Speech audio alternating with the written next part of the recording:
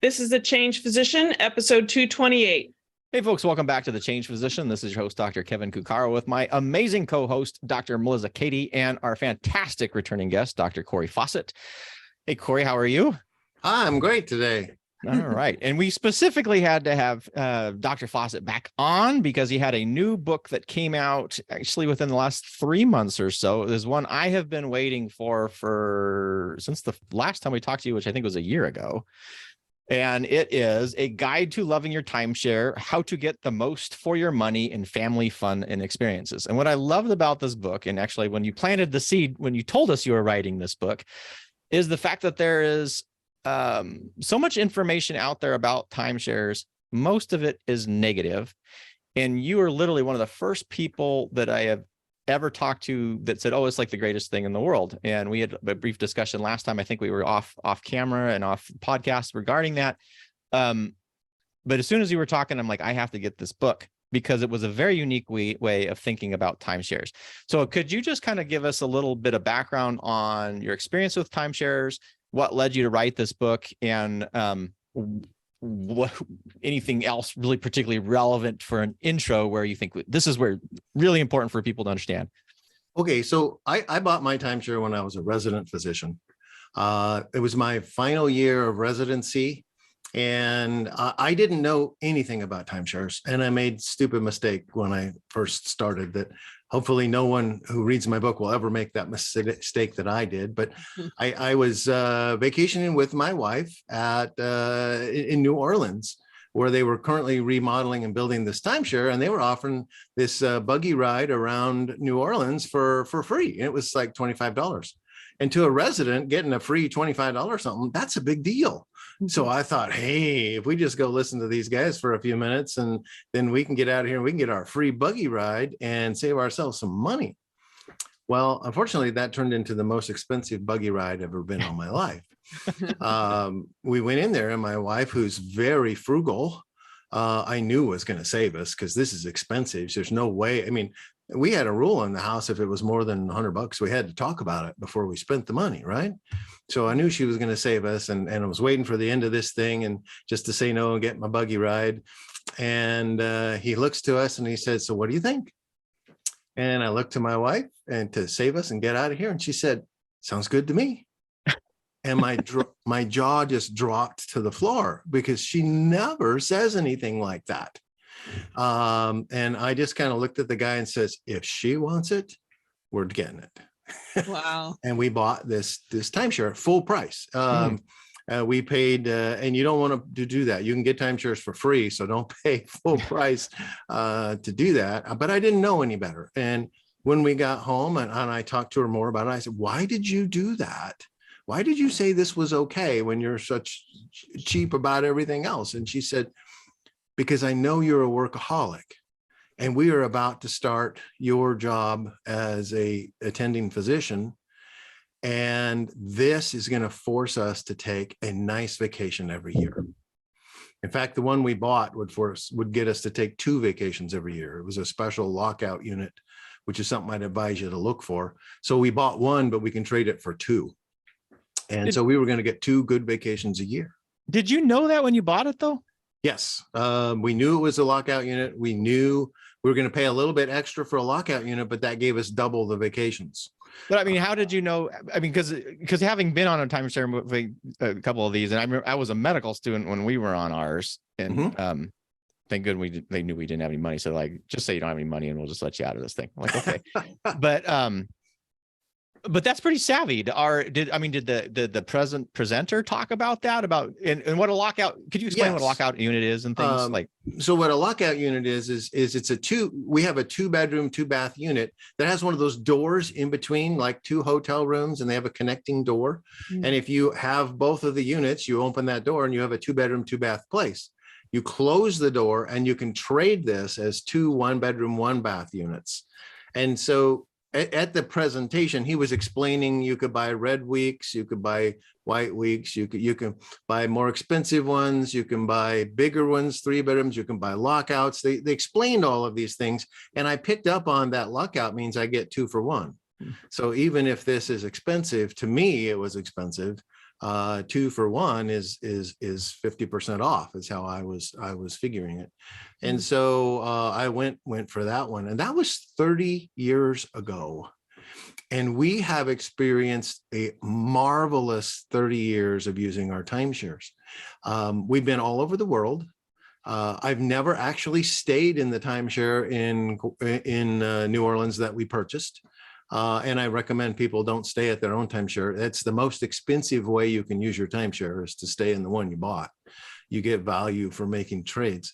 But in those 30 years, we've had such a great experience. And every time I'd hear somebody say something negative about timeshares, they would usually also say something that wasn't even true. They would say something incorrect. And it was very clear to me that the people who were saying these things didn't actually know what they were talking about. And I think they were just repeating what they heard other people say because it sounds right. And I kept hearing that over and over and kept looking at my experience and saying, but that's not how it works.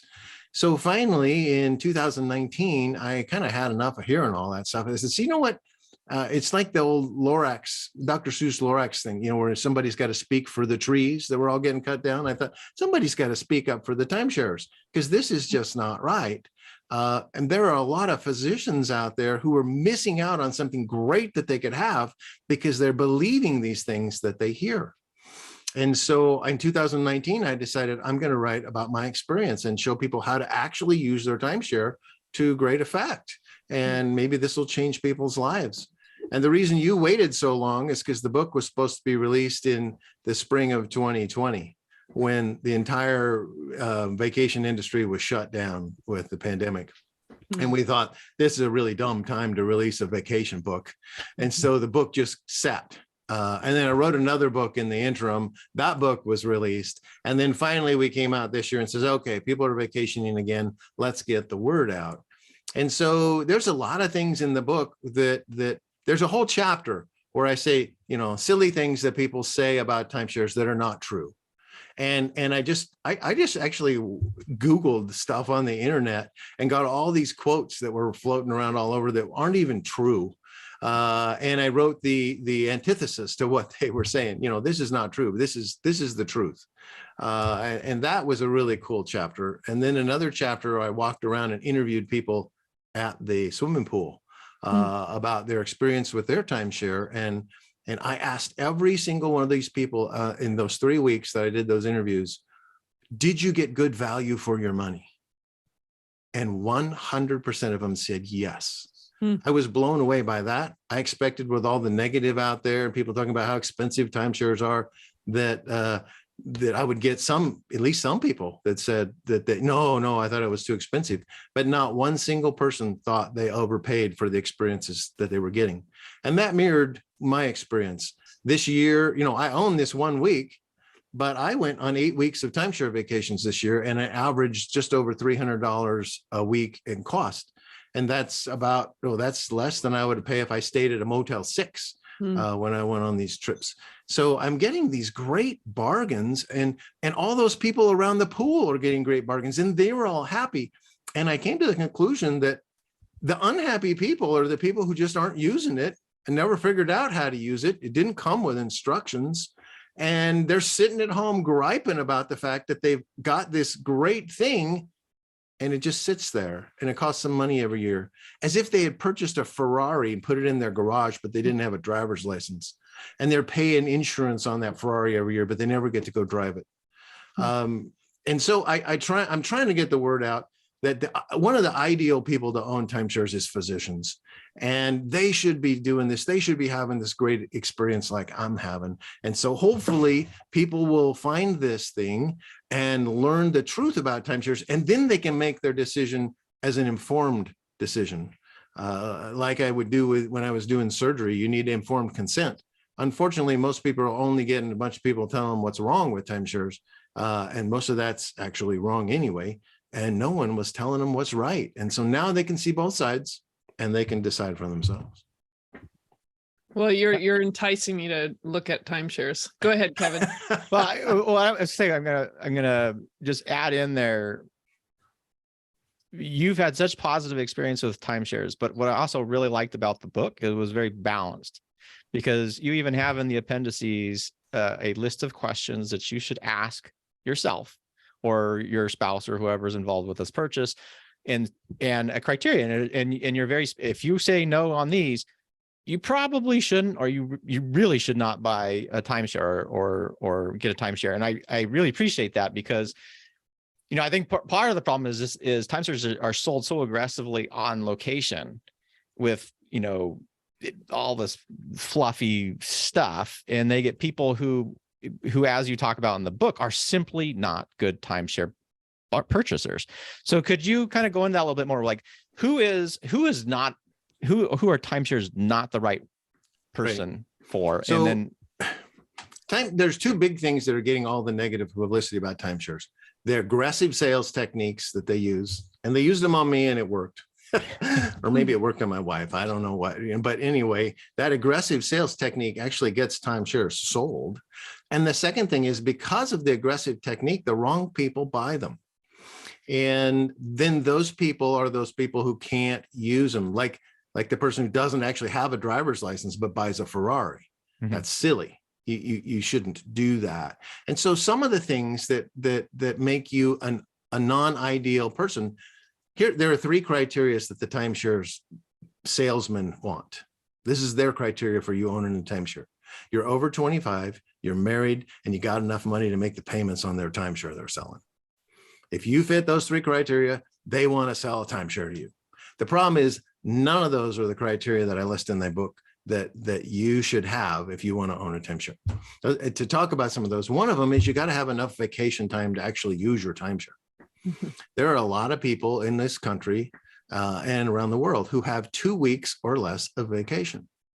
If you've only got 2 weeks vacation and you want to go visit your parents, and you've got a class reunion, and you may have some other thing you wanted to do, or you wanted to go on this cruise or something, where is it you're going to fit in your timeshare? You don't have the bandwidth, you don't have the vacation time to actually use this vacation. And what you're purchasing is the right to use these vacations at a discount. You get a great price to use them. But if you don't have enough vacation time to use them, they're just going to sit, and you're going to gripe at the water cooler about how you got this timeshare and it's useless. Well, it's not the timeshare's fault. Yeah. If you don't have enough vacation to go on these vacations and you paid for them anyway, that's not the timeshare's fault. But you probably fell for these slick salesmen, which you should avoid like the plague. I was just on one of these interviews, and somebody asked me, the interviewer asked me this question. So what do I do when I'm going to this meeting, when they're trying to sell me a timeshare? What am I supposed to be looking for? And I said, well, the first thing you're supposed to look for is you weren't supposed to go to the meeting. Don't get yourself at a table with a salesman like that, because they can sell you anything. They're good at it. So you should never go there. So the other thing that makes bad timeshare owners are people who don't have enough money to take an upscale vacation. If you are a family of 5 and you're going to take let's say you're going to take your kids to Orlando and stay at the timeshare and go to Disney stuff, you're going to need 5 airplane tickets. You're going to probably need a car rental. You're going to need Disney tickets for 5 people for a week. You're going to be spending several $1,000s, even if the housing was free. And I just stayed in Orlando for a week for $199 at my 5-star timeshare with all of its amenities. So if you don't have the money to do all the other things that go with taking a nice vacation, you shouldn't be buying a timeshare, because you're not going to use it. You're going to say, I can't afford to do it this year, and you'll skip this year, but you still got to make the maintenance fees. You have to be flexible. There's a lot of people that have a very, very, very specific vacation idea, and if they can't have that, they're going to be unhappy. Okay? Like, I want to go to Lahaina on the island of Maui in Hawaii on February 3rd. Okay. Now, timeshare inventory is much more limited than hotel inventory. So if you were just going to stay at a hotel, there's good odds you could get one like that. But for the timeshare, to make your trade, somebody has to have deposited that so you can trade for it. And when I was writing the book and I brought up that question, I actually looked at it right then. Okay, if I wanted to do that, what's the deal? And there was nothing available. But if instead you be flexible and you tell yourself, why do I want to go to Lahaina?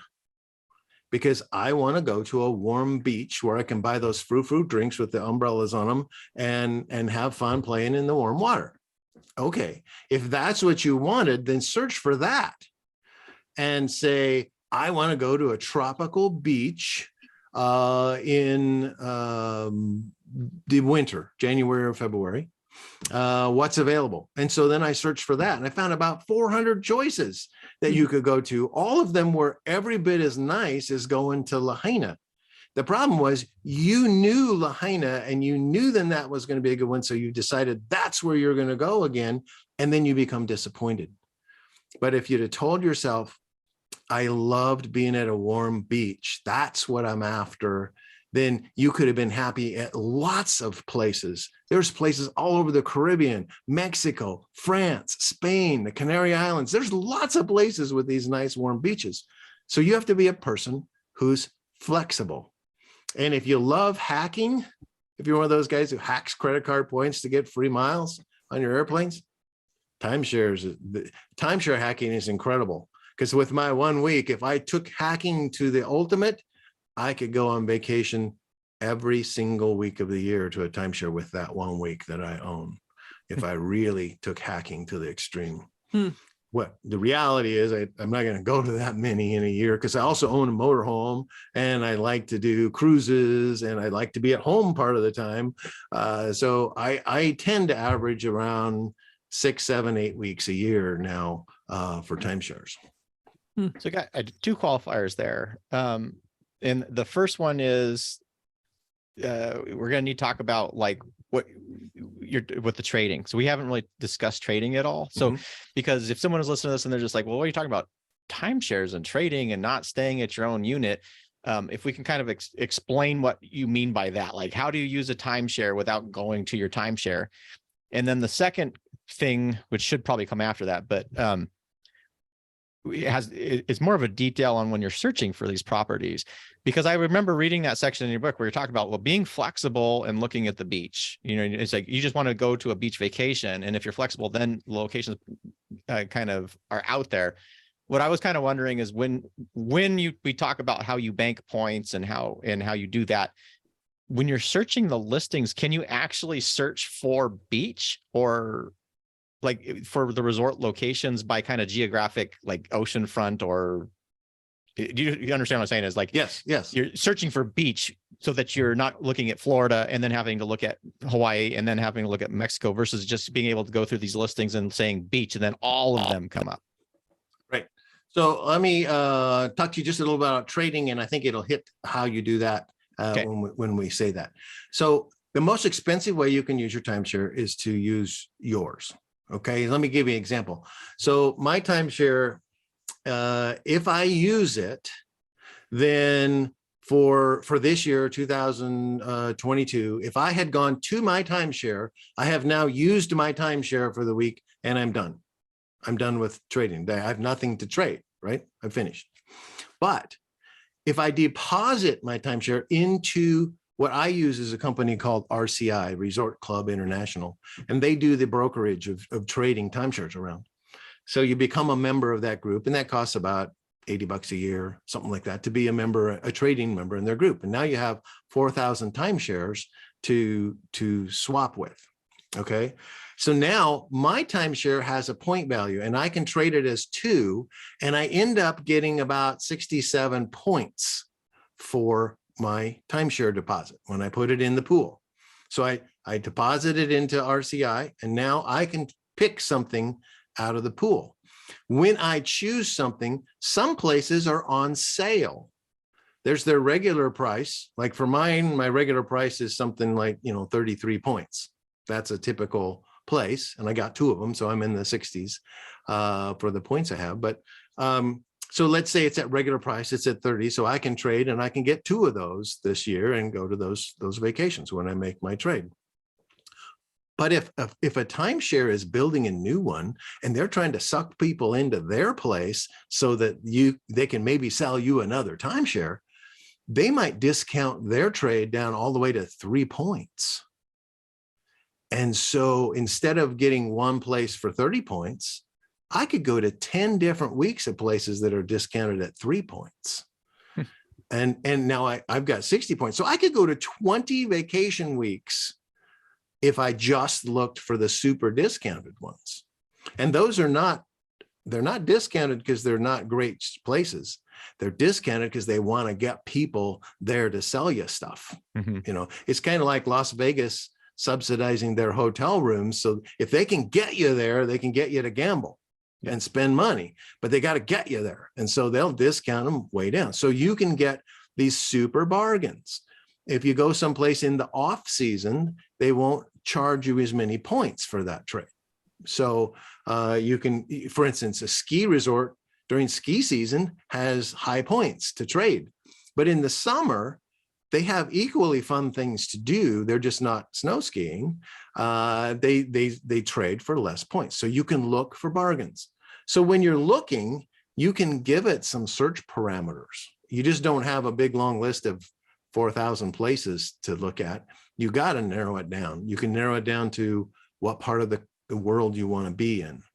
And you can get that really narrowed down specifically. Like if you say the United States, that can be narrowed down into about 20 different regions. So you look at the region you want, you give it the dates available, because a timeshare, once you deposit it, you've got like a 3-year window to pick something. So you don't want to look at all 3 years. You want to go someplace in January or February, then you put those date parameters and say, I'm looking for what's available. Let's say you wanted to go to, we were talking ahead of time about Puerto Vallarta. I've been there, I think 3 times, each time to kind of a different place. But so you want to go, say, Puerto Vallarta, and you want to go in January or February. So you tell it, Puerto Vallarta area in January, February, what do you got? And it'll show you, maybe 8 different ones, and they each have a different point value, and they've got a different number of bedrooms and different amenities at each place. And you pick the one you like, you just click on the button and you've made your trade. But you can also tell it kinds of vacations you want. Do you want to be on the beach? Do you want to be in the mountains? Do you want to be snow skiing? Do you want to be on a lake? Do you want something that's super family friendly? So there's probably, I'm going to guess, 20 of those categories that you can ask for.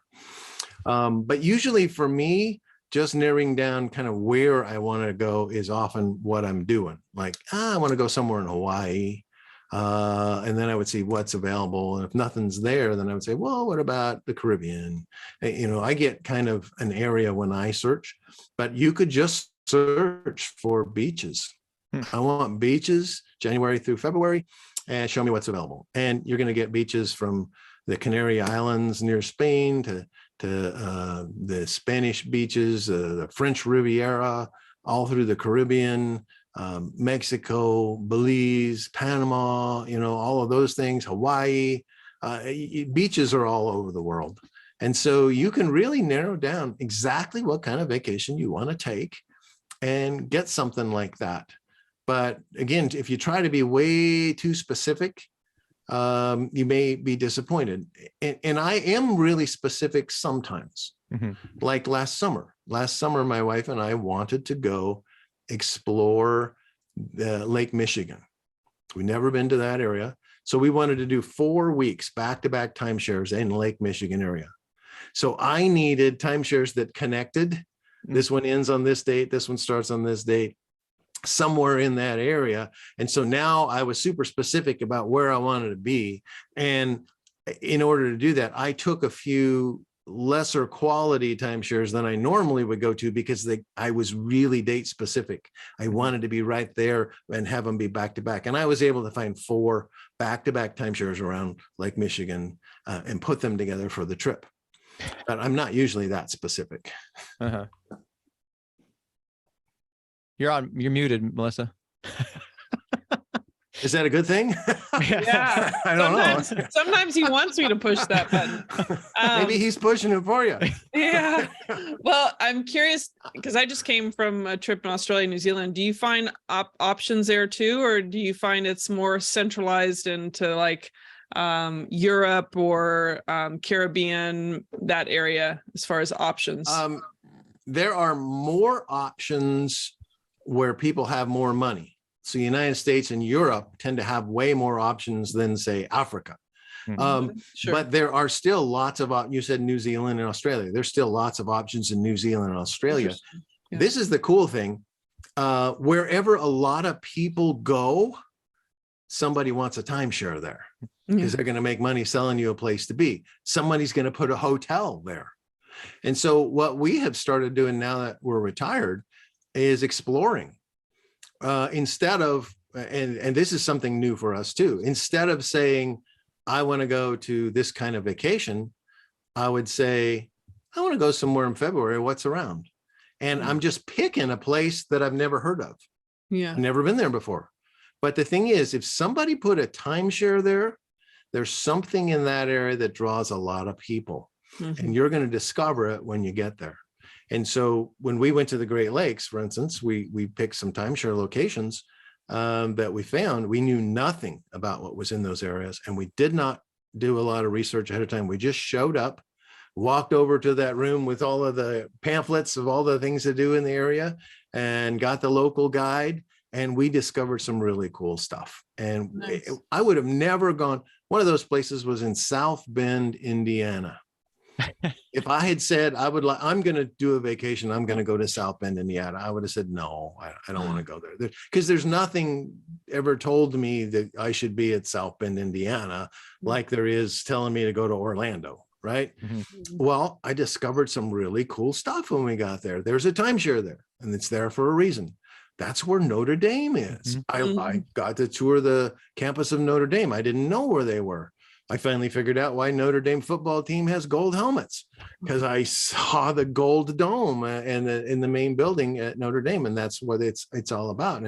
And then I found out we're right in Amish territory, and we got to go do a bunch of Amish things and learn about the Amish people, and we even had dinner in an Amish home while we were there. And so I would have never said, I want to go on a vacation to South Bend, Indiana. But because there was a timeshare there and it fit into what we needed to match up some places to stay, we went and we had a great time, and we discovered all kinds of cool stuff in that area. That's where the Studebaker auto plant was. And we toured the Studebaker Museum. There's cool history almost everywhere. And if they built a timeshare there, there's something there that you need to see. Yeah. So here's the question. If someone's not thrown into this salesy situation to be sold like you were a timeshare, someone who's just hearing maybe this episode and thinking, well, how do I find out where I can buy timeshares, or what's the best place to go find them? What would you say? So what you want to do is you're going to buy a timeshare on the secondary market. There are lots of timeshares for sale by people who shouldn't have bought one. And the salesman talked them into it, and they bought it. And after 3 years of not being able to use it because they just didn't have enough vacation time and enough money, and this didn't really work out right, they're disgruntled and they're trying to get rid of their timeshare. Okay.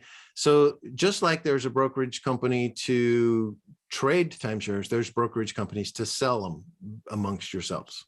And so in the back of my book, I actually have an appendix listing a whole bunch of these companies. Probably the most known one is a company called Red Week. Red Week's business is to help you sell your timeshare. And so you would go to Red Week as an example. Let's say you were going to choose them. You got to sign up for Red Week. So they got to get your email address. That's kind of the penalty for using them, but they'll get in there, and then you can search for a timeshare, and you can buy them for as little as $0 or $1. More likely you're going to be paying, $1,000, $1,500 for a timeshare, as opposed to $30,000. a good example, there's a quote in my book about a guy who I met when I was walking around the swimming pool and interviewing people for their tips and tricks. And he said he was once in a timeshare presentation in Hawaii, and they said it's $95,000 to buy this timeshare. And so he said, wow, that's a lot of money. And he pulls his phone out and he punches a few things and he says, but this guy's selling the same timeshare for $2,500. Why would I pay you $95,000 if I could buy it from this guy for $2,500?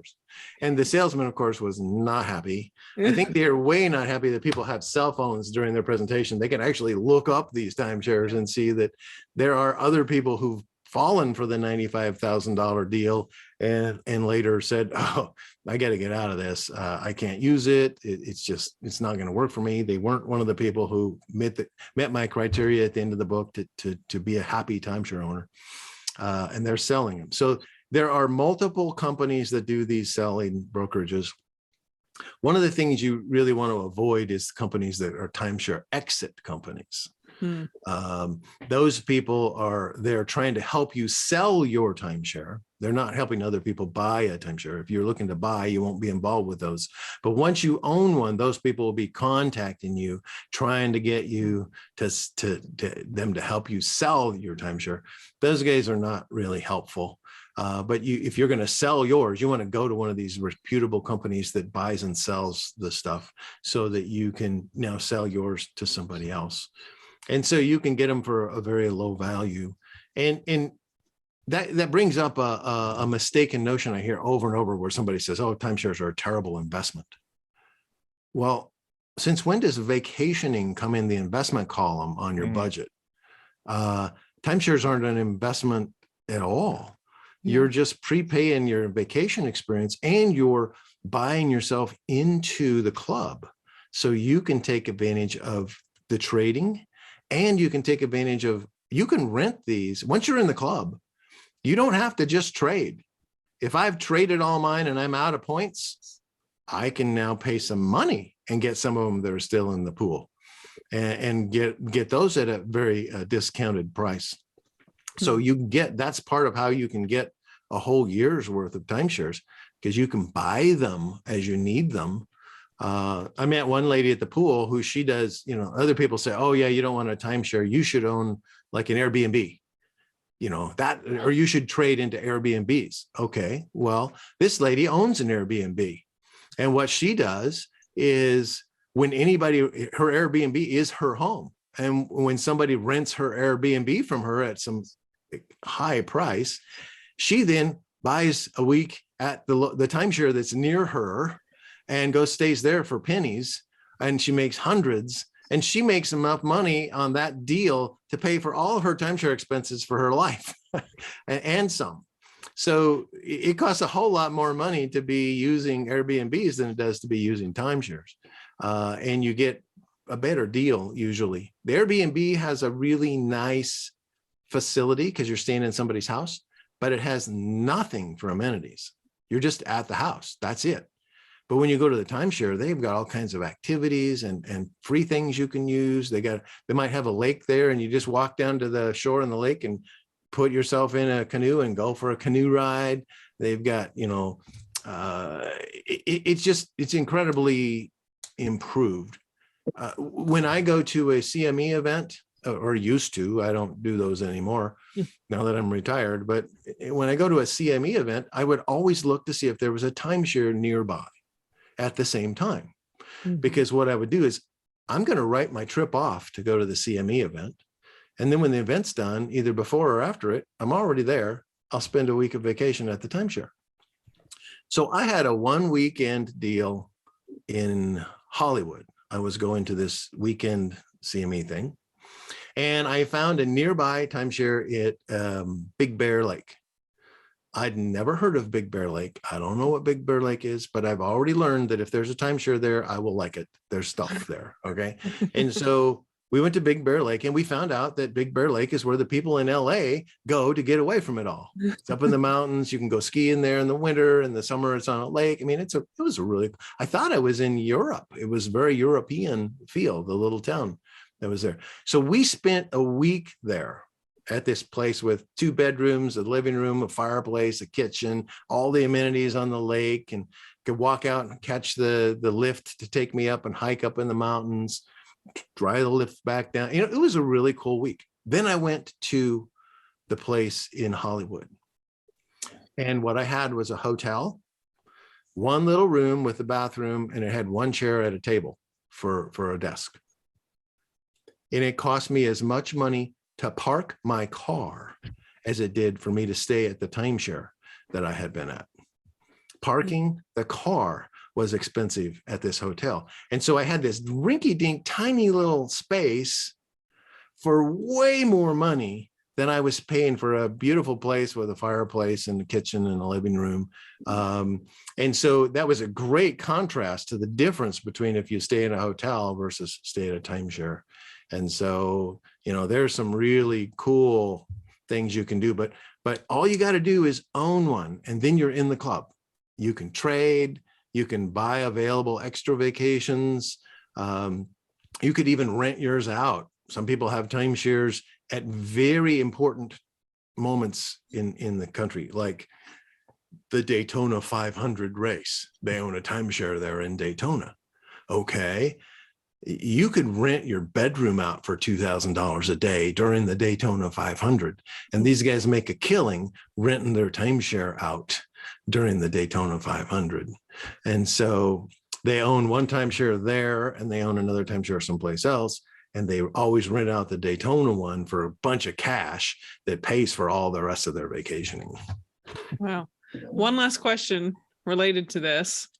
How do you feel? How do you, like, it's a non-tangible kind of, you say you're part of the club, but how do you know, like, legitimately, legally, like, this is really something you have? Like, it just seems like something that is, you just, I guess, have, you log in, you have this membership thing and it shows you and you apply it. Like, how do you know this is legit?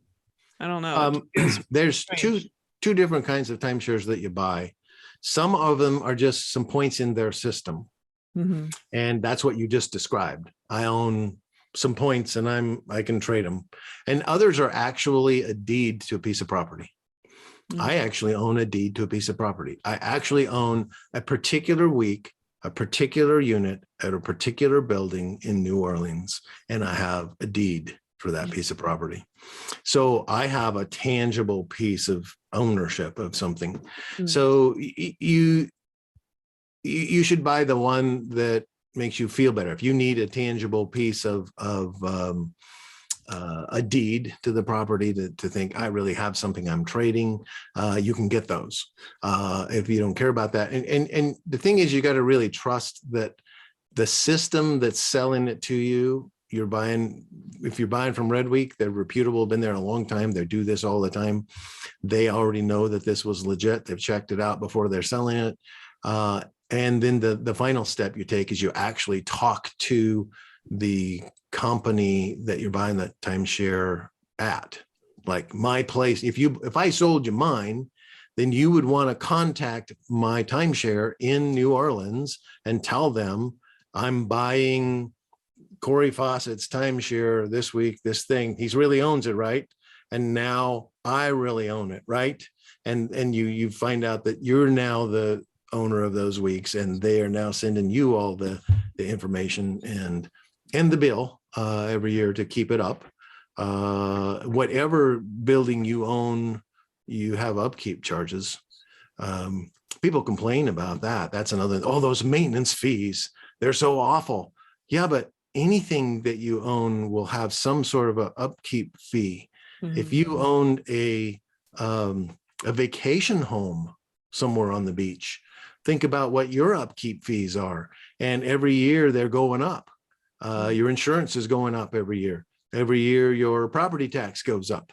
Every year the costs of fixing something or replacing the chair in the living room goes up. So you would expect that whatever fee you have to maintain the place will slowly climb with time. That's a given. And so if you buy your timeshare in a high cost of living area, expect that maintenance fee to be much higher than if you bought it at South Bend, Indiana, where it'll be much lower. Yeah, makes sense. Kevin, I'm sorry, I just like usurped the time there to ask Nope, questions. it's all good because I felt I was usurping the time in the beginning, asking those specific questions. Aren't I usurping all the time? No, we're usurping your time because you're the one who has all the talking that's going on. But what I really liked about this is because you kind of said early on is there's a specific criteria that you need to have as a purchaser, right? And one of these is this is not an investment, like you said. This is not like you're expecting appreciation or anything like that. So you're going in and what you're really doing is kind of optimizing your vacation strategy. And with that, good way to put it. Yeah. What I want to, which touch on, I think you said it, but I don't think you emphasized it enough, is really being, what you say is planning your vacations, because you're at the point now where you can be much more spontaneous. Like you said, you can just say, I'm going to look for something here or whatever. But say earlier in your career, when you're taking your weekend, you're depositing it, there's something in the book about how doing that early and what are the advantages of could you talk about that? Like, okay. What is this depositing thing a little bit more? So when you deposit your week, you now have the rights to pick one that's in the pool. Okay. The earlier you deposit your week, the better points you get. The closer you get to the day that it's actually going to expire, the lower value they'll give you to trade with it because you have fewer options available. So you want to deposit your week way early. So I would deposit my week 2 years before that week's use time. Now I can pick things out of the pool. And I always know I was a surgeon, so I've got to deal with a call schedule and a bunch of other people in the call schedule. And so the way I worked my vacations then was I always booked my timeshares more than a year in advance. And so the call schedule isn't out more than a year in advance. And I would figure where I wanted to go. We want to do something in August, say, and then we want to do something in February, and we want to do something in spring break. Okay. So we would get those things booked well in advance. Okay. And now when it came time, okay, we're making up the call schedule for next year, I would turn in the weekends that I am not available because I already have vacation scheduled. Okay. And now they make up the call schedule around my vacation plans. A lot of the other doctors wouldn't do that. They would say, well, I don't know what I want to do next year. Well, I didn't either. I just picked something and said, that's what we will do. We just made a decision, said, we're going to do this. I don't really know if I'm going to feel like that when that time comes, but we're going to go on a nice vacation. And so a lot of the doctors I'd get a call. One guy was particularly bad about that. And he'd say, hey, can you cover for me in 3 weeks for that weekend? Because I'm going to go to this. I remember one specifically. Can you cover for me that weekend? Because I have this wedding to go to. I had talked to his wife 6 months ago about that wedding. He's known for 6 months that he had to be gone that weekend. And he waited till 3 weeks before the weekend to tell me he'd like me to cover his call. And I said, well, if you'd asked me 6 months ago, of course I could have done that. But now I have plans for that weekend also. And so I can't take your call. And so this advantage of being able to plan your vacations well in advance is something that is very useful for timeshares.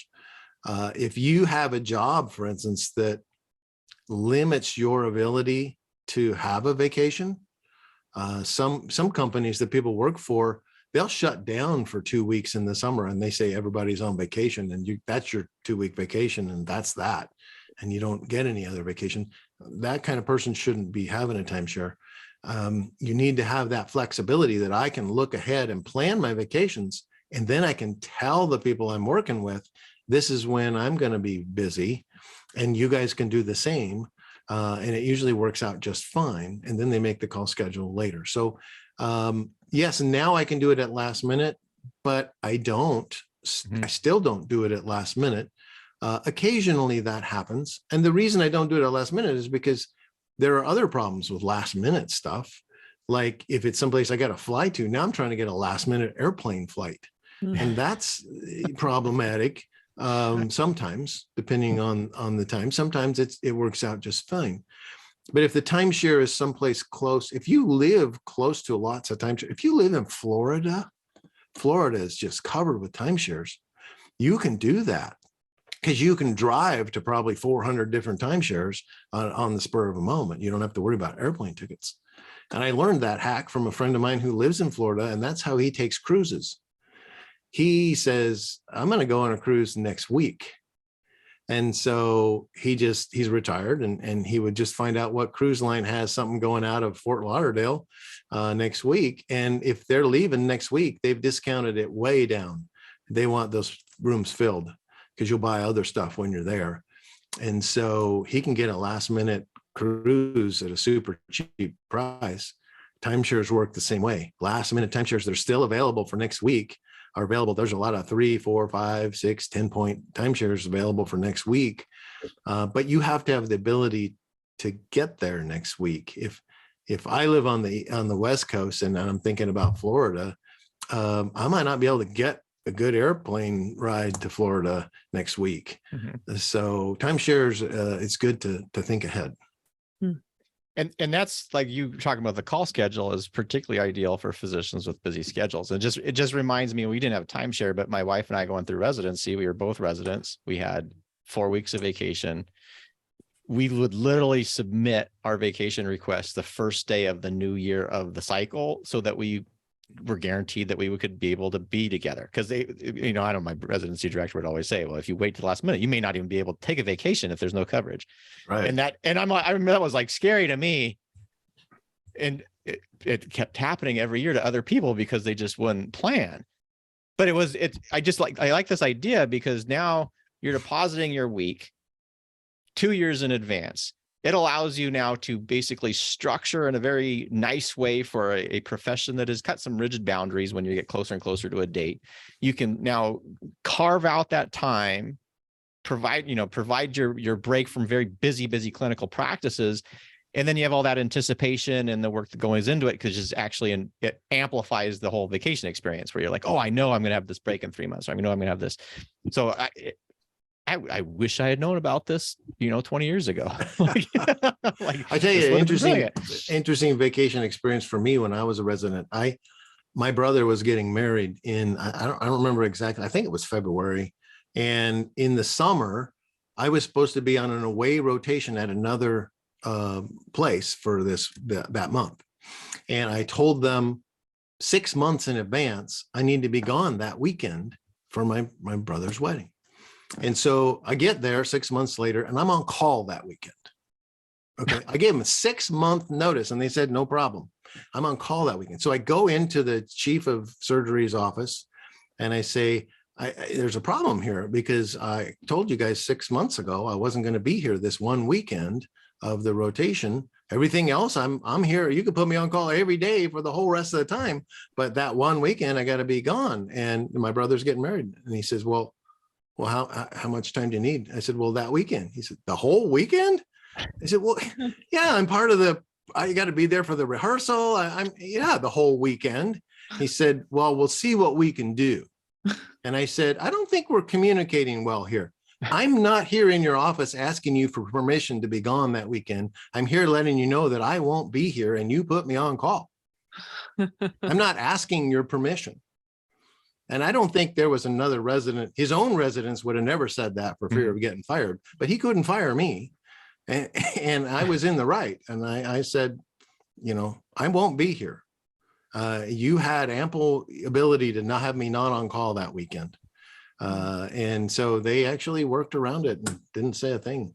Nice. But way in advance is got some great advantages. Please don't plan your vacations last minute. Yeah. The anticipation thing is really cool too. You hit on that you think about that vacation for a lot of time.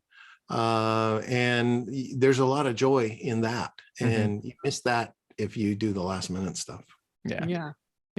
You create more stress, actually kind of like ruin the whole anticipation part if it's too short notice and you're having like trying to get everything laid out right.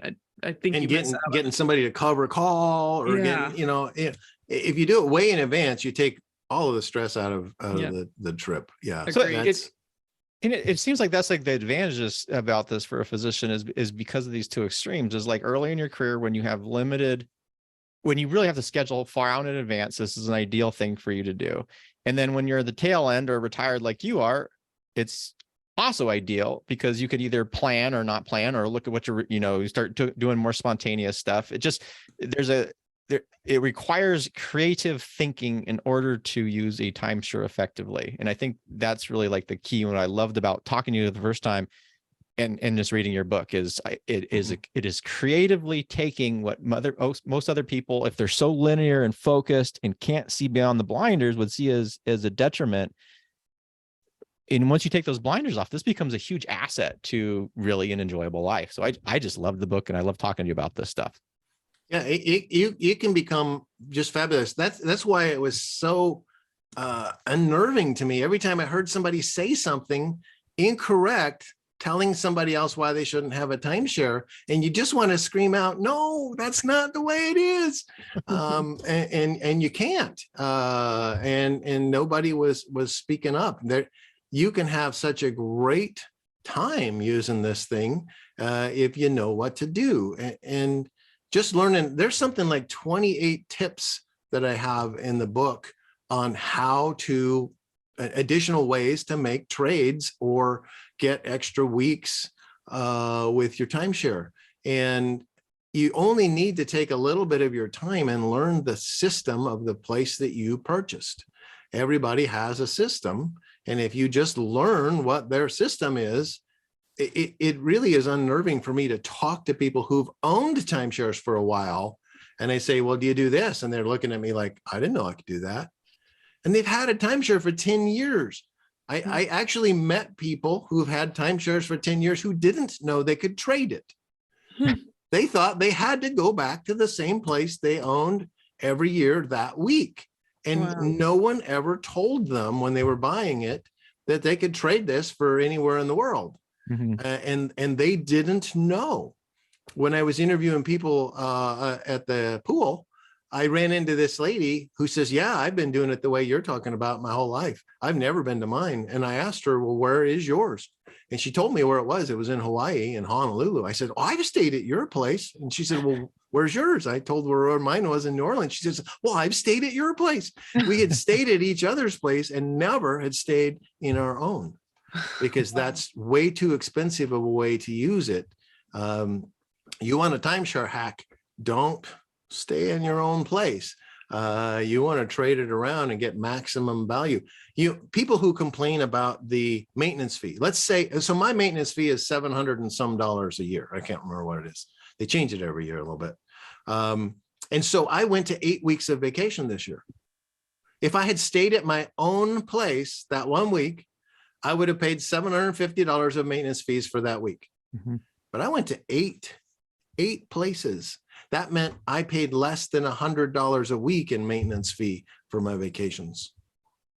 That sounds like a bargain. I recently went to a conference. I remember I said CMEs, I always look for a timeshare first. There's not always one available, but if I can get one, I save a fortune. So in September, I went to an event, 5 days long in Orlando, and I checked for a timeshare first. I found one, a $9 Uber ride away from it was 4 miles from the hotel that they were having it at. If I stayed at that hotel, I could have had a hotel room for $1,250 for the 5 days. Instead, I stayed at a 5-star resort 4 miles away for $199. I saved more than $1,000 by staying in the timeshare instead of the hotel, got 2 extra days in the deal, and I saved enough money to buy my first class airplane, upgrade to first class. So for the same money, I could have stayed at the hotel and flew coach, or I could fly first class and stay in a 5-star resort. Same money. Which would you pick? I picked the better deal. Yep. That sounds like fun to like wheel and deal this stuff. Like find. It is. That stuff's cool. Because, so I know I'm going to Florida this particular time. So now I'm looking for a timeshare that could work instead of staying at the hotel. If I hadn't found one, then my fallback is to use the hotel that they're having the event at. Okay, so my fallback is to pay the $1,200. But if I can find the timeshare, I save a fortune. And I've done that so many times at events that I was going to. Even if the event was only 2 days and I had to trade for a week, I could trade for the week of the timeshare, only use 2 days of it, and still save money. And so I would sometimes stay at a time. I have the place for a week, and I only stayed there for 2 days. And I still came out ahead. Nice. I love it. That's so Awesome. great. Yeah. Cool. Kevin, any other questions before I know we've taken up, oh man, almost an hour? Or Well, yeah. I mean, we could dissect can this keep book for talking. good, but I'm going to just say instead. I can talk all night if you guys Yeah, have got that's- nothing else to do today. I'm gonna say basically is you guys get the book. I mean, literally, it's not an exhaustive read. I'm looking at it right now. It's about 125 pages long. It's packed full of stuff, and at a minimum, what it starts doing is it allows you to start thinking There you go. differently about these things. And this is kind of what the change position is about: is increasing awareness and really flexibility in your thinking, so that you can take something and really amplify it. And this. So glad we finally got to talk to you, Cory. It has been literally waiting for this for like a year now. But tell us where we can find you and other things that you're involved with, because this is not your only book, although this is the one we're talking about today. No, this is my 6th book. My book series, The Doctor's Guide, is also available, covers different parts. But everything you need to find out about me is at my website, financialsuccessmd.com. I'm on all kinds of social media places. If you go there, you can get dropped off to any of the other places you want to be. And follow my blog. Every Thursday, a story comes out where I'm telling you something that I learned, some hack I've learned in my life that makes your life better as a physician, or will make retirement easier or make your money better. In this particular case, it's making your vacationing better. And buying that book for less than the cost of a pizza, you could save hundreds of thousands of dollars in your vacationing over the next few years. And you may even learn something that you'll apply to other parts of your vacationing, not just the timeshares, because I use those same hacks in other things, not just with my timeshare. So yeah, follow me, and hopefully I can make your life better. I love it. Awesome. You want me to take us out there, Kevin? Take us out there, Captain. All right, Cory. Well, thank you so much for joining us again on the Change Physician podcast. For those of you listening out there, if you don't know what the Change Physician is all about, please go check out thechangephysician.com, become part of the community, whether you're a physician or physician ally, and we'll look forward to seeing you in the next episode. Take care. Stay well, folks.